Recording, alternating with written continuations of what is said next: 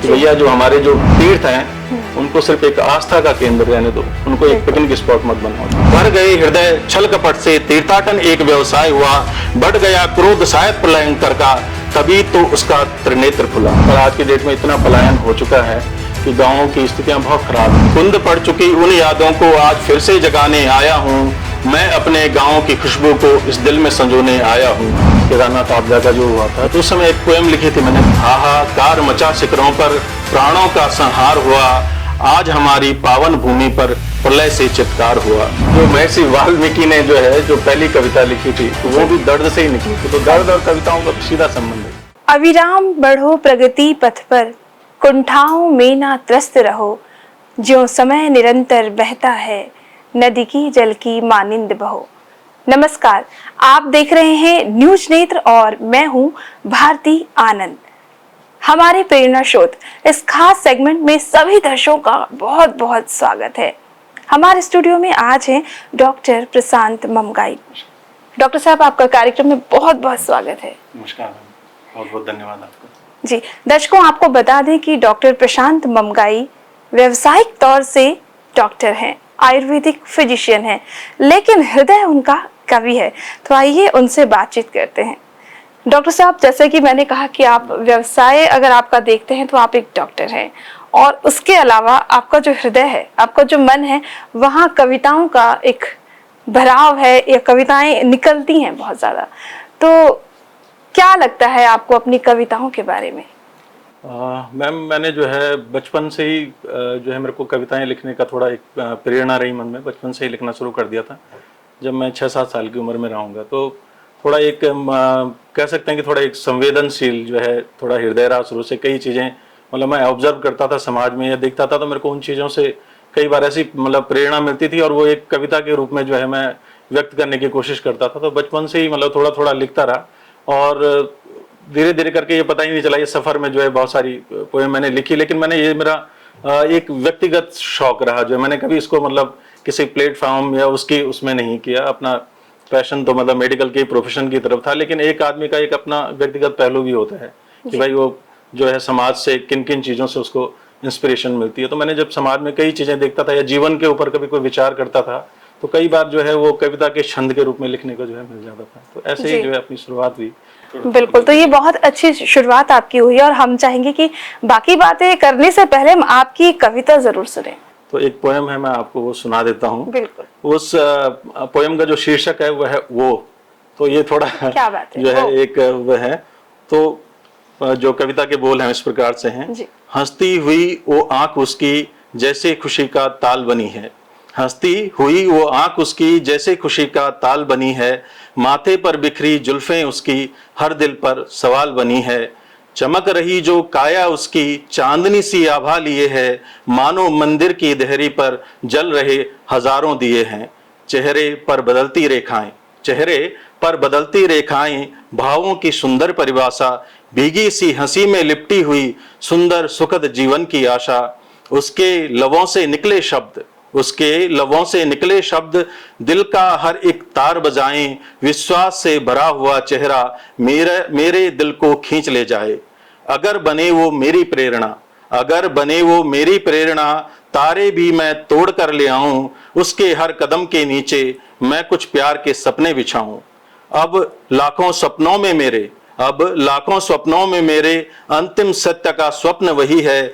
सभी आशाओं की वेदी पर हर सांस की वही जिंदगी है। ये मैंने उस कॉलेज लाइफ में लिखी थी। श्रृंगार रस से जो है जुड़ी हुई पोएम है। बिल्कुल, और ऐसा लग रहा है कि ये प्रेरणा भी आपको वहीं से हुई है कि आप जो है कविता लेखन की ओर बढ़ गए। चलिए, आपके व्यवसाय के बारे में बात करते हैं। इस वक्त आप कहाँ कार्यरत हैं? मैं अभी जो है गवर्नमेंट में जो है जॉब कर रहा हूँ एज ए आयुर्वेदिक फिजिशियन, और जो मेरी पोस्टिंग है वो टिहरी जिले में जाखणीधार ब्लॉक में एक चिकित्सालय है मेरा, Ayush health and wellness centre छेटी, वहाँ पे मैं पोस्टेड हूँ, और वहीं अपने लोगों के बीच में काम कर रहा हूँ। एक फिजिशियन होने के नाते आपको समय कम मिलता होगा, क्योंकि मुझे लगता है कि सबसे ज्यादा भीड़ फिजिशियंस के पास होती है। जब भी कोई स्वास्थ्य संबंधी दिक्कतें लेके लोग पहुंचते हैं, तो तब आपको कविता लेखन का समय कैसे मिल पाता है?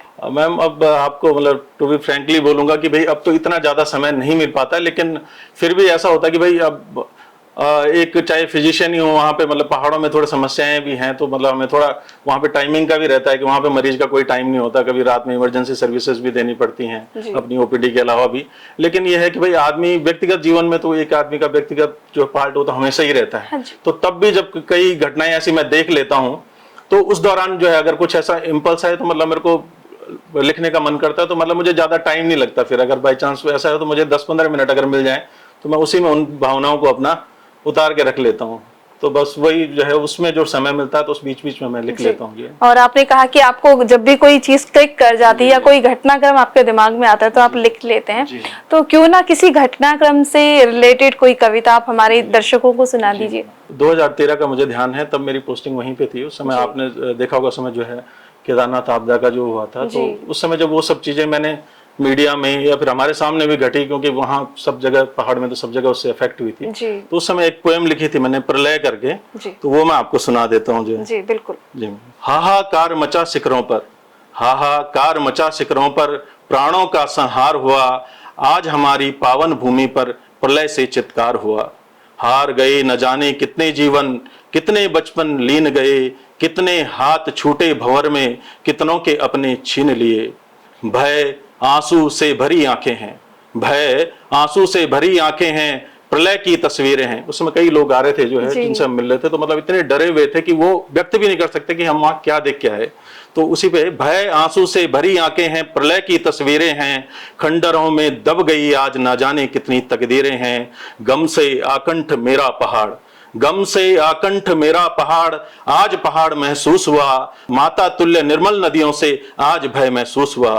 बोए थे जो विकास बीज तब, बोए थे जो विकास बीज तब, अब उनके वृक्ष हमने काटे हैं, काटे थे तब हृदय पहाड़ के, आज वही गम उसने बांटे हैं। कह रहे चार धाम शिखर से, कह रहे चार धाम शिखर से, मानव ये सब तेरी करनी है, मत कहो इसे दैवीय आपदा, मत कहो इसे दैवीय आपदा, यह मानव कर्मों की भरनी है। भर गए हृदय छल कपट से, भर गए हृदय छल कपट से, तीर्थाटन एक व्यवसाय हुआ। आप देख रहे हैं, आप तीर्थों में लोग जो है पिकनिक के तौर पे जा रहे हैं, लोगों की भावनाएं वैसी नहीं है जैसे पहले होती थी ना। लोग बिल्कुल सबसे मिलके जाते थे और उनका एक प्रभु के प्रति समर्पण रहता है। उनको कहता है कि हम भगवान से मिलने जा रहे हैं। लेकिन आज क्या कई लोग क्या है कि वहाँ रील्स बनाने जा रहे हैं, या कई मतलब उसका एक ध्येय बदल गया लोगों का ना। भर गए हृदय छल कपट से, तीर्थाटन एक व्यवसाय हुआ, बढ़ गया क्रोध शायद प्रलयंकर का, तभी तो उसका त्रिनेत्र खुला।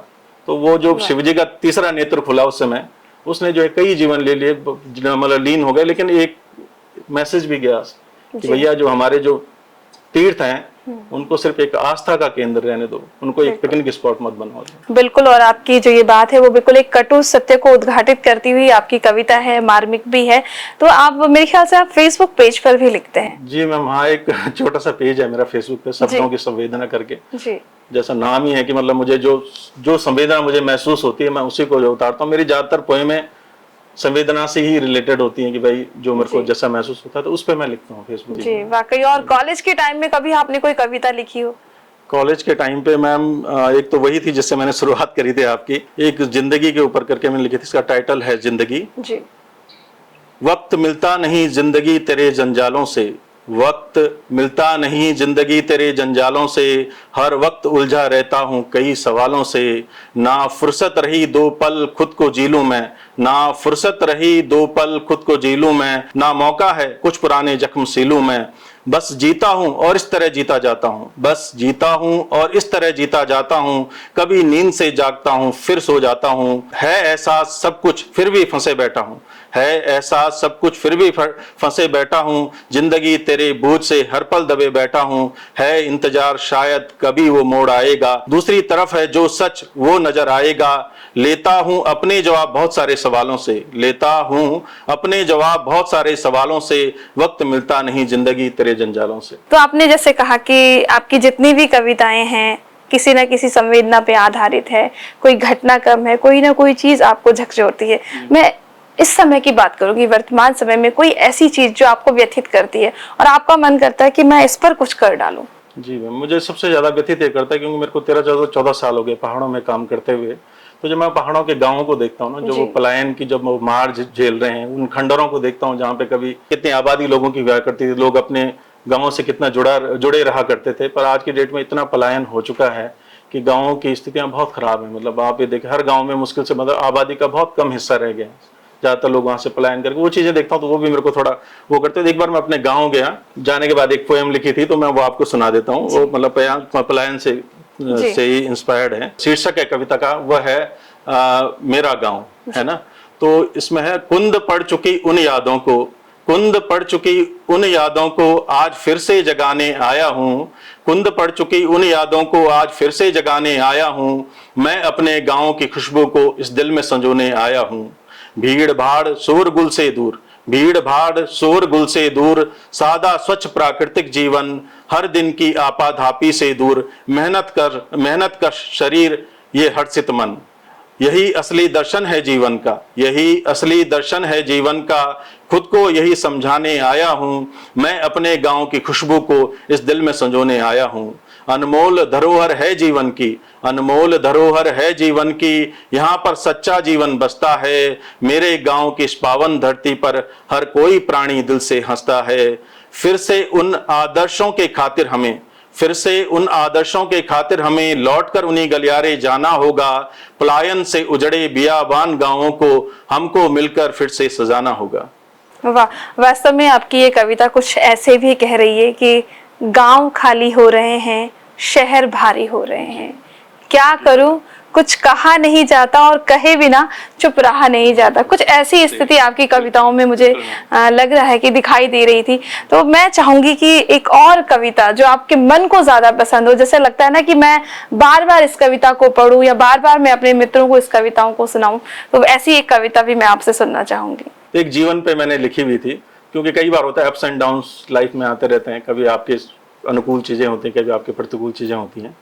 तो जीवन पे लिखी हुई है, जब लगा सत्य की हार हो गई, जब लगा सत्य की हार हो गई, जीवन से उस पल तकरार हो गई, जब लगा सत्य की हार हो गई, जीवन से उस पल तकरार हो गई, घना अंधेरा मन पर छा गया, घना अंधेरा मन पर छा गया, लगा विकट पल निकट आ गया, घना अंधेरा मन पर छा गया, लगा विकट पल निकट आ गया, दिशाहीन मन विश्वास खो गया, दिशाहीन मन विश्वास खो गया, सहस्त्र चादरें ओढ़ उत्साह सो गया, नयनों में अश्रु अंबार लग गए, नयनों में अश्रु अंबार लग गए, निराशाओं के दरबार सज गए, लगा विपत्तियों की पराकाष्ठा हो गई, ईश्वर के प्रति अपनी आस्था खो गई। उसी समय कानों में आवाज एक आई, उसी समय कानों में आवाज एक आई, लगा हृदय से आत्मा चिल्लाई, बोली दुस्वप्न के छलावे में मत आओ, तिमिर के अंतिम तक नजर दौड़ाओ, तिमिर के अंतिम तक नजर दौड़ाओ, प्रभात प्रकृति का शाश्वत नियम है, प्रभात प्रकृति का शाश्वत नियम है,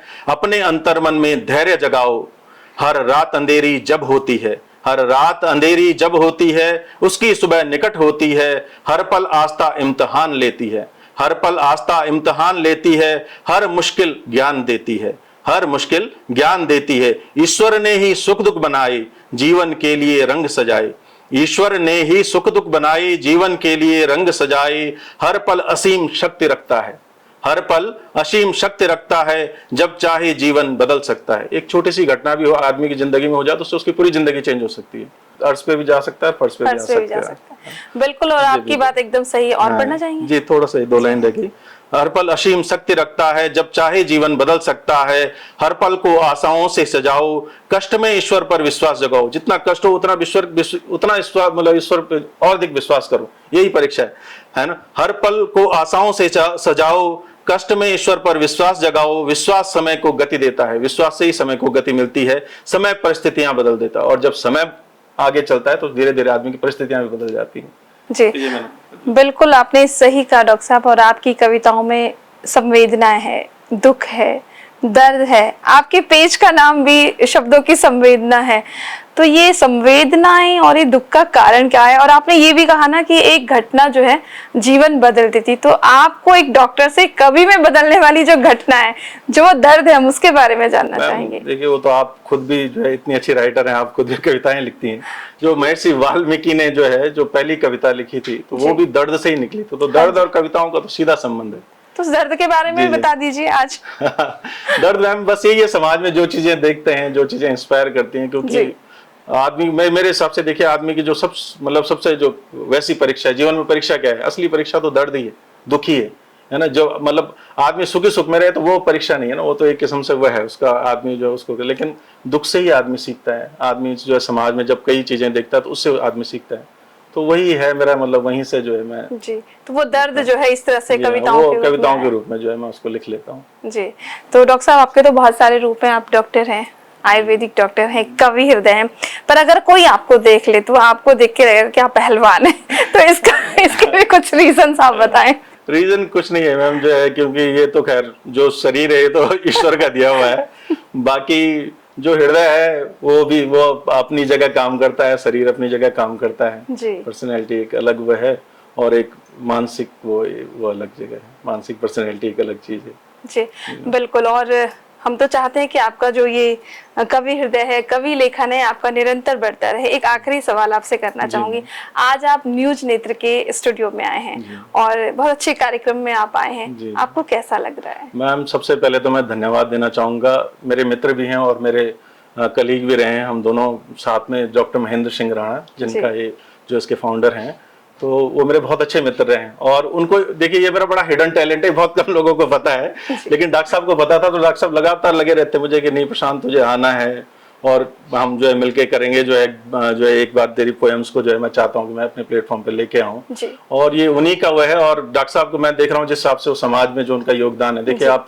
मतलब बहुमुखी जैसे करते हैं, प्रतिभा के धनी, ये आज भी, ये आज से ऐसे नहीं है, कॉलेज लाइफ से ही ऐसे हैं जो है, इन्होंने मतलब कॉलेज लाइफ से ही मतलब आप चाहे उनके कोई भी जो है, मेरे अलावा भी जो और मित्र हैं उनसे पूछ लीजिए, वो मतलब उनका हमेशा एक पहलू रहा है कि भाई हम समाज को क्या दे सकते हैं, है ना। शुरू से ही जो है अपने गाँव की बात करना, अपने समाज की बात करना, सामाजिक समस्याओं की बात करना, अपने दोस्तों में भी उन्होंने जो है मतलब कई अपने दोस्त ऐसे हैं जिनकी उन्होंने समय समय पर बहुत मदद करी है, बहुत वो करा है। तो डॉक्टर साहब तो खैर बहुमुखी प्रतिभा के भी धनी है और हृदय से भी बड़े विशाल है। आपको कैसा लगा?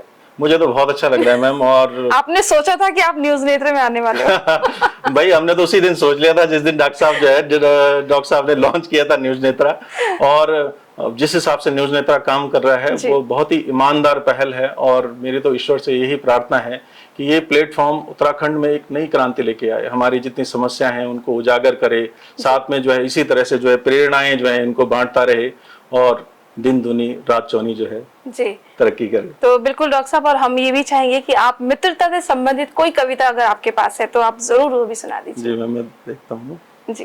तो हमारे मित्र जो हैं, आप बोल रहे हैं दोस्ती, लेकिन हम अपने मित्रों के जो है गुणों का जो है, जो उनके गुणों को मैंने एक कविता के रूप में उतारा हुआ है। बिल्कुल। तो मिले तो हमारे जो मित्र हैं डॉक्टर महेंद्र सिंह राणा, वो एक साधक की तरह है, तो उन्हीं के उस पे जो है एक साधकता जो है एक वो लिखा हुआ है। साधक बनकर तुम उभरो, संकल्प सब पूरे हो जाएंगे। साधक बनकर तुम उभरो, संकल्प सब पूरे हो जाएंगे। जीवन ज्योति से जो उतरे, स्वप्न अधूरे रह जाएंगे। जीवन ज्योति से जो उतरे, स्वप्न अधूरे रह जाएंगे। करो पुरुषार्थ कर्म राह है, करो पुरुषार्थ कर्म राह है। आंखों से पर्दे हट जाएंगे। एक नई सृष्टि की रचना, नए उद्देश्य को हम पाएंगे। चढ़ो साधना की वेदी पर, चढ़ो साधना की वेदी पर, स्वार्थ हमारे सब जल जाएंगे। प्रेम साधना की वीणा पर, सारे क्लेश मैत्री को गाएंगे। सोचो घने अंधेरे से घिरकर, सोचो घने अंधेरे से गिरकर, कितनी दूर हम जा पाएंगे। एक साधक की ज्योति से अंधेरों में मंजिल पाएंगे। एक साधक की ज्योति से अंधेरों में मंजिल पाएंगे। साधक से साधना जन्मती, साधक से साधना जन्मती, साधना से साधन लाएंगे। विश्व के भौतिक तिमिर तोड़ने, विश्व के भौतिक तिमिर तोड़ने, इसी को हथियार बनाएंगे। वाह। तो ये हमारे राणा जी के गुण हैं जी। और बिल्कुल, और आपकी कविता कुछ ऐसी भी कह रही है कि ये जीवन है क्या, ये जीवन है क्या, एक जलता दिया, जिसने जैसा समझा वैसे ही जिया। तो कुछ इस तरह की कविताएं, कुछ आपका लेखन कार्य यूं ही निरंतर चलता रहे, ऐसी हमारी आपको शुभकामनाएं हैं। बहुत बहुत धन्यवाद। दर्शकों, तो आज आप रूबरू हुए डॉक्टर प्रशांत ममगाई से। अगली कड़ी में ऐसी ही किसी शख्सियत से आपकी मुलाकात कराएंगे। तब तक देखते रहिए न्यूज नेत्र। नमस्कार।